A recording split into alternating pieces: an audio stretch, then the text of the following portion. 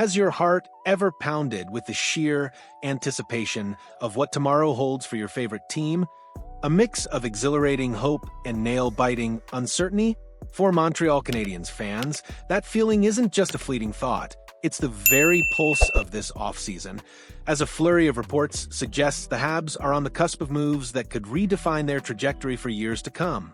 From burgeoning prospects on the brink of KHL glory to high-stakes contract negotiations and the relentless pursuit of a game-changing center, the excitement is palpable, and the stakes couldn't be higher. Let's dive headfirst into the electrifying news surrounding Alexander Geravski, the Canadiens' top pick in the 2025 draft, a player whose potential has had the hockey world buzzing since draft day. The latest update, courtesy of Habs enthusiasts on social media, reveals that Garavski is not on the preseason tournament roster for the MHL Tulpar team. This isn't a setback, it's a monumental leap forward, signifying that he will be tested in the main Salavat KHL team camp, which commenced on August 1st. This is incredibly significant. While not entirely unexpected, given Garavski's sensational performance last year in the MHL, a staggering 50 points in 45 games, including 24 goals, showcasing some of the purest skill in the league. This move underscores the immense belief in his capabilities. His highlight reel from last season was nothing short of spectacular, but it was in the UFA Salavat Uli playoffs where he truly began to turn heads, despite only registering 1 assist in 7 games. Their head coach spoke volumes about the 18-year-old, a slender 6 feet 1 inch forward, who, through sheer will, effort, and an uncanny ability to shift the momentum of games, essentially forced his way into playing time. It's a rare feat for an 18-year-old to command such attention and opportunity at that level. Remember, the Canadiens traded up in the draft, sacrificing the 41st and 49th overall picks for the 34th overall selection, and a later pick, all because they viewed Garavski as a bona fide first-round talent, ranking him as high as 16th or 17th on their own board. The signs are now pointing strongly towards Garavski not starting the year in the MHL. While a stint in the VHL remains a possibility, it's looking increasingly likely that his impressive 7-game playoff sample with the KHL's big club is paying dividends, paving the way for him to make the leap to the KHL. Who knows what kind of numbers he could put up there? His skill is undeniably out of this world. It's now a matter of refining his decision-making and bulking up to contend with the physicality of adult KHL players. If he can do that, we could truly be in for something special. The thought of Garavski eventually playing alongside a talent like Ivan Demidov is enough to send shivers down any Habs fan's spine. But the excitement doesn't stop with burgeoning prospects. The business side of hockey is equally captivating, and the spotlight has now firmly shifted to Lane Hudson's impending contract extension. Elliotte Friedman, a voice of authority in the hockey world, recently weighed in on the 32 Thoughts podcast, and his insights are incredibly telling. Friedman stated, "I think with the cap going up, the market is getting reset. Initially, the Canadiens probably wanted Lane Hudson under Nick Suzuki, and now you look at the deal Noah Dobson signed. If Hudson's going to sign for term, it's probably going to be up closer to Dobson." This is a fascinating revelation. While few truly expected the Lane train to come in at a lower cap hit than Nick Suzuki, especially after a rookie season that saw him break records, win the Calder Trophy, and even garner Norris Trophy votes, Friedman's phrasing suggests a significant shift in expectations. The Canadiens knew they would have to pay up for Hudson, but the comparison to Noah Dobson's deal is particularly insightful. As many of us know, Noah Dobson recently signed an 8-year contract with an average annual value AAV of $9.5 million. For a player of Hudson's caliber, many fans and analysts have speculated figures in the $10, $11, or even $12 million range. However, if we're talking numbers closer to Dobson's, there's a real possibility that Hudson's AAV could come in slightly lower than some of the loftier predictions. Of course, there's always the hope that Hudson, a player who seemingly embraces the Montreal market, might take a slight discount to help the team win, which would be an incredible bonus. It's crucial to understand the nuances of these contracts. After his rookie deal, Noah Dobson had 51 points in 80 games, signing a 3-year, for $1 million per year bridge deal to reach RFA status after the 2024-25 season. Montreal's deal with Dobson, however, eats up significantly more of his unrestricted free agency UFA years, extending him until he's around 33 years old. If Lane Hudson were to sign an 8-year extension tomorrow, this current season would still be on his rookie deal, which pays him around $1 million per year. An 8-year, $10 million deal would effectively buy out his rights until he's precisely 30 years old.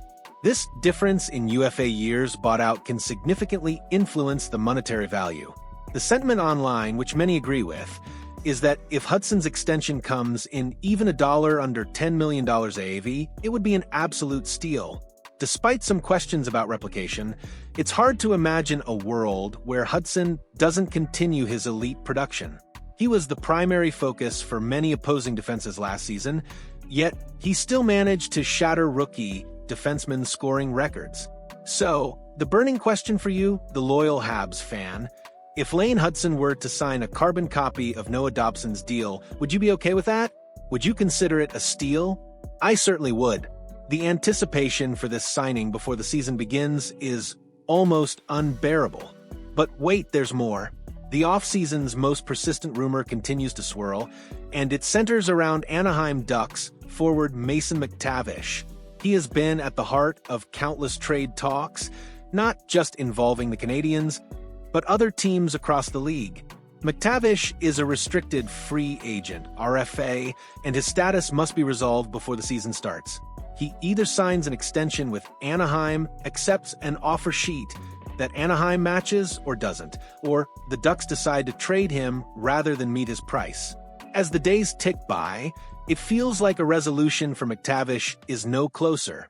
There are virtually no rumors of him nearing an extension in Anaheim, and while anything could happen tomorrow, the reports of teams still hunting for a top-6 forward persist.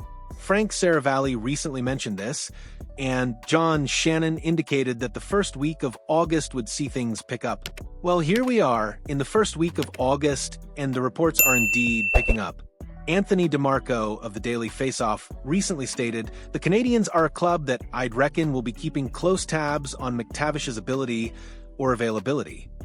This echoes what Jeff Merrick said just about a month ago. Mason McTavish is as available as he's ever been. As we move deeper into the offseason, the Montreal Canadiens continue to surface as the #1 team linked to the Mason McTavish sweepstakes. Why? Because he is arguably the best 2C target potentially available on the market.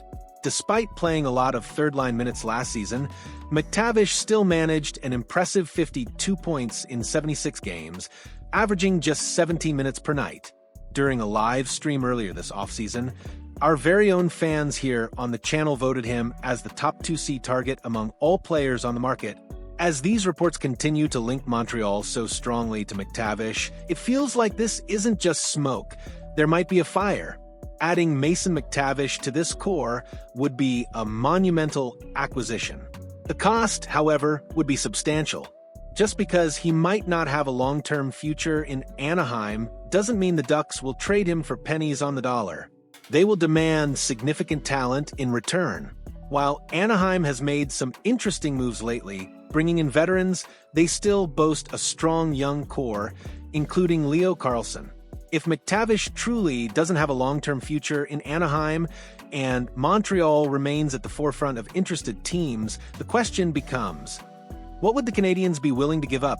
Would you be open to trading a player like Kirby Dach for him? Who is the best player currently on the Montreal Canadiens roster that you would trade for Mason McTavish, perhaps as the centerpiece of a larger deal? It's unlikely to be a one-for-one trade unless a lot of talent goes back to Anaheim.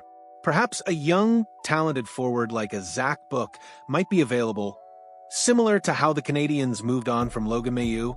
While the Habs have center depth developing through the wings like Owen Beck, it's unlikely that would be enough for an established player of McTavish's caliber. But there are certainly a number of players on the current roster that I, and likely many of you, would consider moving to acquire McTavish. The updates have come fast and furious at the beginning of August. Just as predicted, This week feels like it could be a big one for the Montreal Canadiens, with potential resolutions on contract extensions and significant trade targets. The future is bright, the decisions are critical, and the excitement is undeniable. What are your thoughts on these developments? Do you agree with the assessment of Garavski's potential? What's your take on Lane Hudson's contract situation? And who would you be willing to part with to bring Mason McTavish to Montreal? Let us know in the comments below. If you enjoyed this deep dive into the Habs' exciting offseason, please hit that like button and most importantly, subscribe to the channel.